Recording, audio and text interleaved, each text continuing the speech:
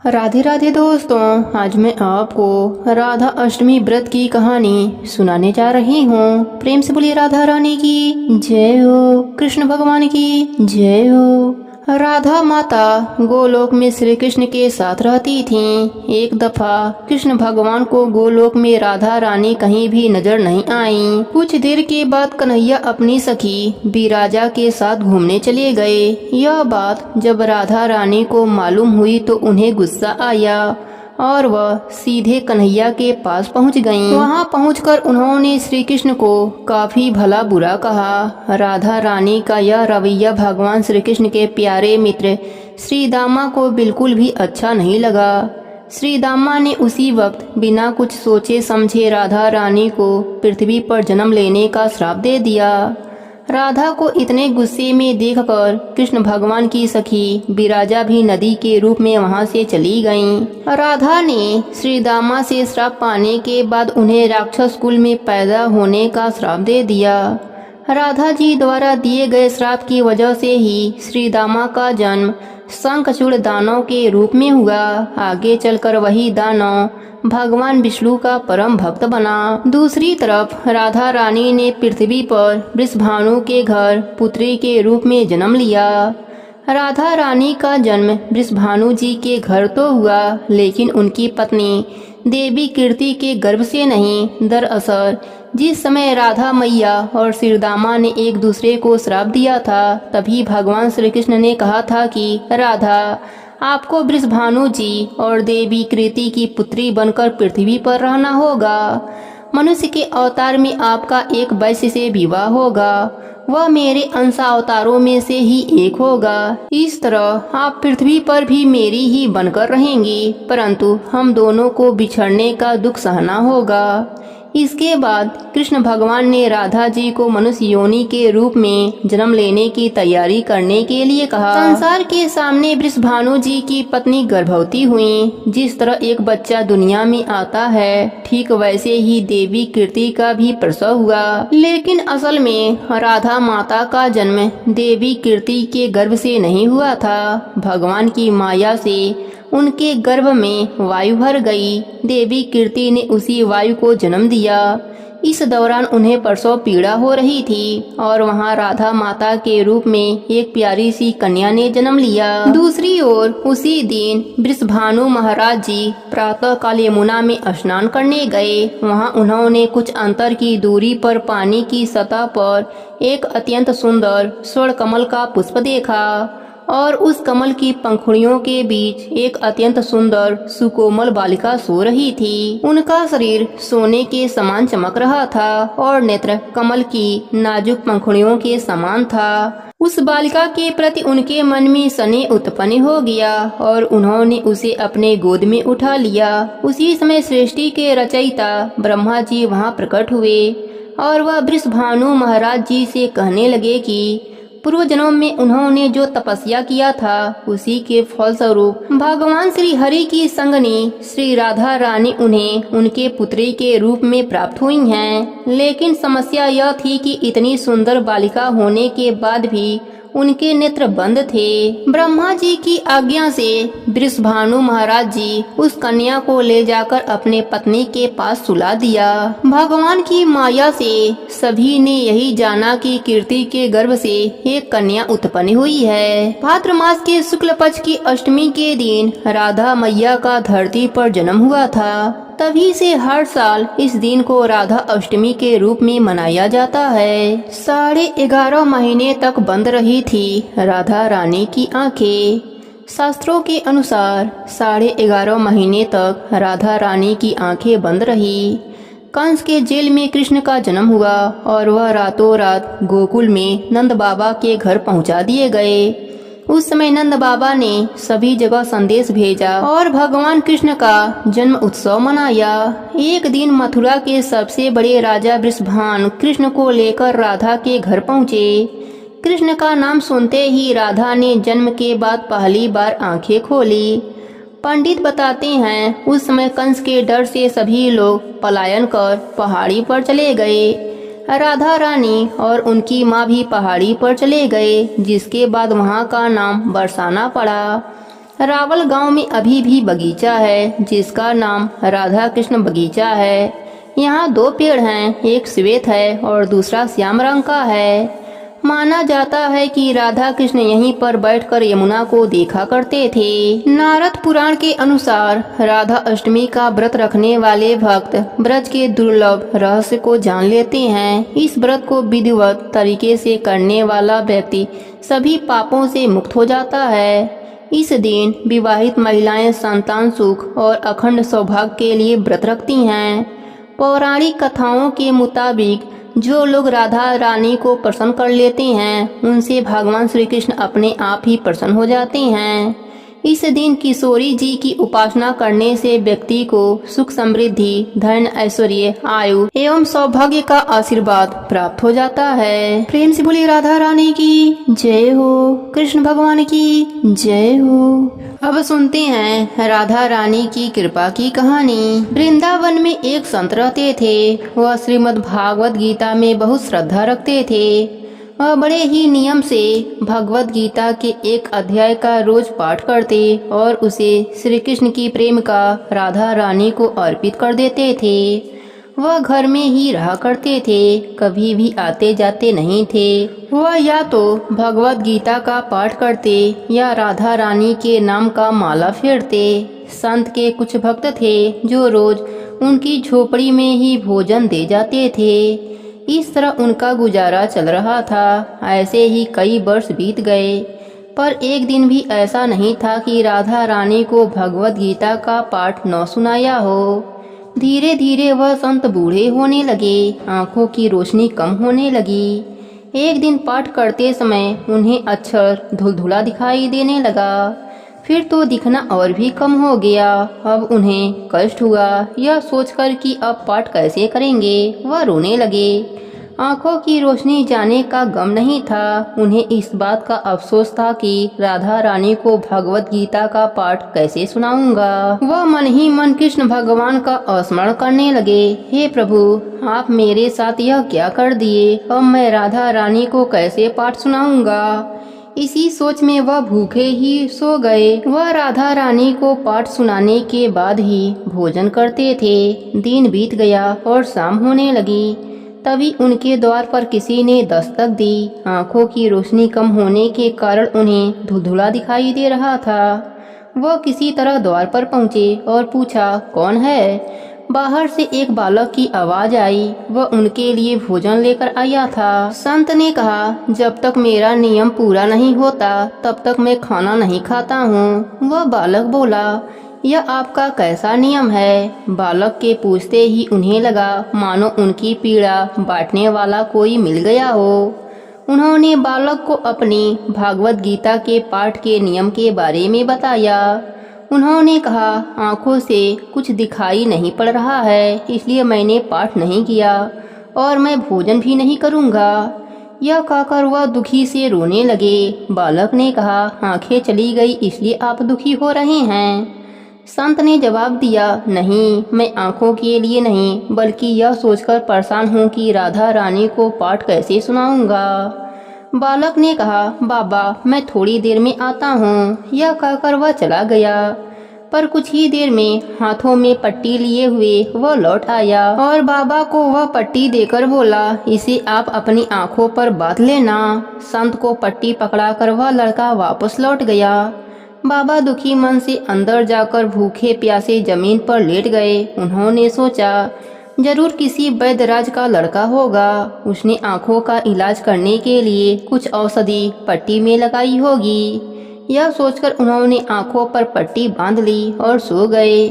दूसरे दिन प्रातःकाल जब वह सोकर उठे, सब कुछ साफ साफ दिखाई पड़ रहा था। संत के खुशी का ठिकाना न रहा। उन्होंने पट्टी को देखना चाहा कि इसमें क्या दवाई लगाई हुई थी जिससे मेरी दृष्टि वापस लौट आई। उन्होंने देखा पट्टी में राधा रानी का नाम लिखा हुआ था। यह देखकर खुशी से संत के आंखों में आंसू आ गए। उन्होंने कहा, राधा रानी आपकी महिमा अपरंपार है। इस श्लोक सुनने में आपको भी अच्छा लगता है। यह कहकर वह उठे और नहा धोकर भागवत गीता का पाठ करने बैठ गए। आज उनकी बाड़ी में नया जोश था, क्योंकि स्वयं बाके बिहारी कृष्ण और राधा रानी ने उन्हें दृष्टि दान दिया था। तो देखा दोस्तों, सच्ची भक्ति का फल, सच्ची भक्ति से सब कुछ मिल जाता है। प्रेम से बोलिए राधे राधे। बरसाना गांव में एक बुढ़िया माई रहती थी। उनका कोई भी नहीं था, बस इधर उधर से गुजर बसर हो जाती थी। लेकिन वह कभी भी खुद को अकेला नहीं समझती थी। उनके लिए तो उनकी लाडली श्री राधे ही सब कुछ थी। हर समय जीभा पर एक ही नाम रहता था, मेरी राधे, मेरी लाडली।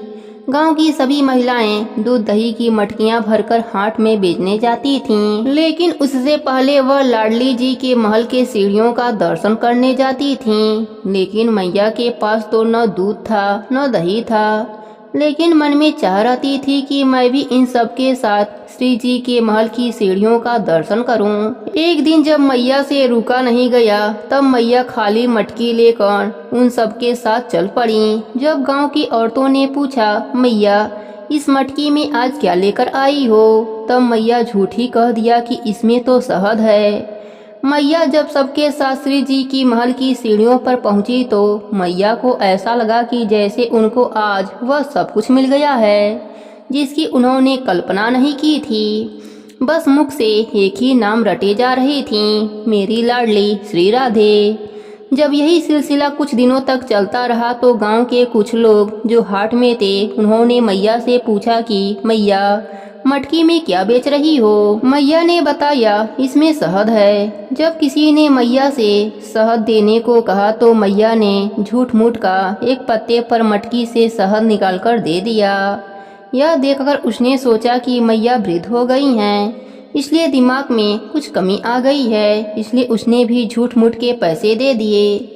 लेकिन जैसे उसने उस पत्ते से खाली अंगुली जीभ पर रखी तो उसे अद्भुत मिठास खुशबू वाले शहद का स्वाद जीभ पर आया। फिर उसने 2-3 बार ऐसा ही किया। उसे हर बार ही वही शहद का स्वाद जीभा पर आया, लेकिन पत्ते पर तो कुछ नहीं था। उसने देखा तो मैया की मटकी भी खाली थी। यह बात धीरे धीरे पूरे गांव में फैल गई। अब तो मैया के पास भीड़ लगी रहती थी उस शहद के स्वाद के लिए। सब यही कहते कि मैया के पास जादू की मटकी है जिसमें अद्भुत शहद निकलता है। गांव का एक मस्तीखोर लड़का जिसे एक शरारत सूझी कि यह जादुई मटकी तो मेरे पास होना चाहिए। यह बुढ़िया माई के पास क्या करेगी, मैं इससे बहुत पैसा कमाऊंगा। एक दिन उसने मैया के घर चुपके से प्रवेश किया और मटकी चोरी करके ले आया और लाकर जब उसने यह देखने के लिए मटकी के अंदर क्या है उसने उसमें झांका तो उसमें से ढेर सारी मधुमक्खी निकलकर उस पर चिपक गईं। उसके सारे शरीर को काट डाला और पूरा शरीर पूरी तरह सूज गया और दर्द से तड़पने लगा। जब यह कृत्य उसकी माँ को पता चला तो वह सब कुछ समझ गई। उसने कहा कि यह मटकी तेरे लिए नहीं है, यह तो उस मैया के प्रेम भाव की है जो राधे नाम की मिठास से भरी हुई है। जा और वापस उस मैया को देकर आ। उधर जब मैया की मटकी चोरी हो गई तो मैया का रो रो कर बुरा हाल हो गया कि मैं अपने लाडो के पास कैसे जाऊंगी। ना खाया ना कुछ पिया। लड़का मटकी लेकर आया और हाथ जोड़कर अपने अपराध का क्षमा मांगने लगा। लेकिन मैया तो मटकी देखकर ही बहुत खुश हो गईं और उसे क्षमा करके ढेर सारा आशीर्वाद दिया। अब तो गांव में सबको पता चल गया कि यह मटकी मैया के प्रेम भाव की मटकी है जो कि राधे नाम के मिठास से भरी हुई है। श्री राधे नाम की महिमा का तो हम वर्णन ही नहीं कर सकते। बस इतना ही कहेंगे, जो राधा राधा रटते हैं वह प्रिया शरण में रहते हैं। करती हैं कृपा वृष भानु सुता, वही महल बुलाए जाते हैं। दरबार में राधा रानी के दुख दर्द मिटाए जाते हैं। दुनिया के सताए लोग यहाँ सीने से लगाए जाते हैं। प्रेम से बोलिए राधे राधे। एक संत बरसाना में रहते थे और हर रोज सुबह उठकर यमुना जी में स्नान करके राधा रानी के दर्शन करने जाया करते थे। यह नियम हर रोज का था। जब तक राधा रानी के दर्शन न कर लेते तब तक वह जल भी ग्रहण नहीं करते थे। दर्शन करते हुए उनकी उम्र 80 वर्ष हो गई थी। आज सुबह उठकर रोज की तरह यमुना जी में स्नान किया और राधा रानी के दर्शन को चले गए। मंदिर के पट खुले और राधा रानी के दर्शन करने लगे। दर्शन करते करते संत के मन में भाव आया कि मुझे राधा रानी के दर्शन करते करते 80 वर्ष हो गए हैं, लेकिन मैंने आज तक राधा रानी को कोई भी वस्त्र नहीं चढ़ाया। यह विचार संत जी के मन में आया कि जब सभी मेरे राधा रानी के लिए कुछ न कुछ लेकर आते हैं तो मैं भी अपने राधा रानी के लिए कुछ न कुछ लेकर जरूर आऊंगा। लेकिन क्या लाऊं जिससे मेरी राधा रानी खुश हो जाएं। संत जी यही सोचते सोचते अपनी कुटिया में आ गए। सारी रात सोचते सोचते सुबह हो गई। सुबह उठकर स्नान किया और फिर राधा रानी जी के दर्शन किए। उसके बाद मार्केट में जाकर सुंदर सा लहंगा चुनरी लिया और अपनी कुटिया में आकर के उसमें टाका लगाया और सुंदर सा उस लहंगा चुनरी में गोटा लगाया। जब पूरी तरह से लहंगा चुनरी तैयार कर लिया तो मन में सोचा कि इस लहंगा चुनरी को अपनी राधा रानी को पहनाऊंगा तो मेरी राधा रानी बहुत ही सुंदर लगेंगी। यह सोचकर कि आज वह संत लहंगा चुनरी को लेकर राधा रानी के मंदिर के लिए चले। मंदिर की सीढ़ियां चढ़ने लगे और अपने मन में सोच रहे हैं आज मेरे हाथों से बनाई हुई लहंगा चुनरी राधा रानी को पहनाऊंगा तो मेरी लाडली बहुत सुंदर लगेंगी। यही बात सोचते सोचते संत सीढ़ियां चढ़ रहे हैं। इतने में एक बरसाना की लड़की आई और बाबा से कहने लगी, बाबा आज आप बहुत खुश लग रहे हैं, बाबा बताओ ना। तब बाबा ने कहा कि लाली आज मैं बहुत खुश हूँ। आज मैं अपने हाथों से राधा रानी के लिए लहंगा चुनरी बनाया है। इस लहंगा चुनरी को राधा रानी को पहनाऊंगा और मेरी राधा रानी बहुत ही सुंदर दिखेंगी। उस लाली ने कहा, बाबा मुझे भी दिखाओ ना यह लहंगा चुनरी कैसा बनाया है। लहंगा चुनरी को देखकर वह लड़की बोली, अरे बाबा राधा रानी के पास तो बहुत सारी पोशाकें हैं, यह मुझे दे दो ना। तो संत बोले, बेटी तुमको मैं दूसरी बाजार से दिलवा दूंगा, यह तो मैं अपने हाथों से सजाकर राधा रानी के लिए लेकर जा रहा हूँ, तुमको मैं दूसरा दिलवा दूंगा। लेकिन उस छोटी सी बालिका ने उस महात्मा का दुपट्टा पकड़ लिया। बाबा यह मुझे दे दो ना। पर संत भी जिद पर अड़े रहे कि दूसरी दिलवा दूंगा या नहीं दूंगा। लेकिन वह बच्ची भी इतनी तेज थी कि संत से छुड़ाकर लहंगा चुनरी को लेकर भाग गई।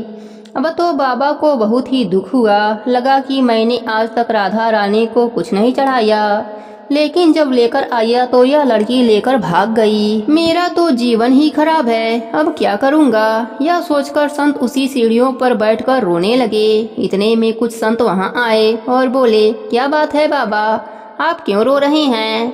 तब बाबा ने उन संतों को पूरी बात बताई। संतों ने बाबा को समझाया और कहा कि आप दुखी मत होना, कल दूसरी लहंगा चुनरी बनाकर पहना देना। आज चलिए राधा रानी के दर्शन कर लेते हैं। इस प्रकार संतों ने बाबा को समझाया और राधा रानी के दर्शन के लिए चले गए।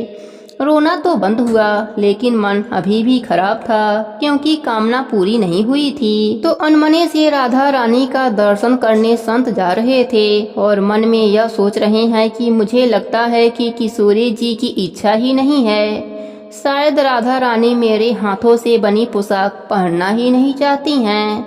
ऐसा सोचकर बड़े दुखी हो रहे हैं। तब तक मंदिर के पट खुले तो संतों ने कहा, बाबा देखो तो आज हमारी राधा रानी बहुत ही सुंदर लग रही हैं। संतों की बात सुनकर जैसे ही बाबा ने अपना सिर उठा करके देखा तो जो लहंगा चुनरी बाबा ने अपने हाथों से बनाया था वही आज राधा रानी ने पहन रखा था। बाबा बहुत खुश हो गए और राधा रानी से कहने लगे, लाडो आपको इतना भी सब्र नहीं रहा, आप मेरे हाथों से मंदिर की सीढ़ियों से ही लहंगा चुनरी लेकर भाग गईं, ऐसा क्यों। राधा रानी ने कहा, बाबा आपके भाव को देखकर मुझसे रहा नहीं गया और यह केवल पोशाक नहीं है, इसमें आपका प्रेम है, इसलिए मैं खुद आकर के आपसे लहंगा चुनरी छीनकर भाग गई। इतना सुनकर के बाबा भाव विभोर हो गए और बाबा ने उसी समय किशोरी जी का धन्यवाद किया। प्रेम से बोलिए राधे राधे। अब सुनते हैं राधा अष्टमी व्रत की आरती। आरती वृषभानु लली की जय, कृष्ण चंद्र की करी सहाय, मुँह में आनी रूप दिखाई, नंद पुत्र से प्रीति बढ़ाई, यमुना तट पर रास रचाई, आरती रास रसाई की जय, प्रेम राह जिससे बतलाई, निर्गुण भक्ति नहीं अपनाई, आरती राधा रानी की जय, दुनिया की जो रक्षा करती, भक्त जनों के दुख सब हरती, आरती दुख हरणी जी की जय, दुनिया की जो जननी कहाँ में, निज पुत्रों की धीर बधामी, आरती जगत माता की जय, निज पुत्रों के काज सवारें, रणबीरा के कष्ट निवारें, आरती विश्व माता की जय, आरती राधा रानी की जय। प्रेम से बोलिए राधा रानी की जय हो, कृष्ण भगवान की जय हो।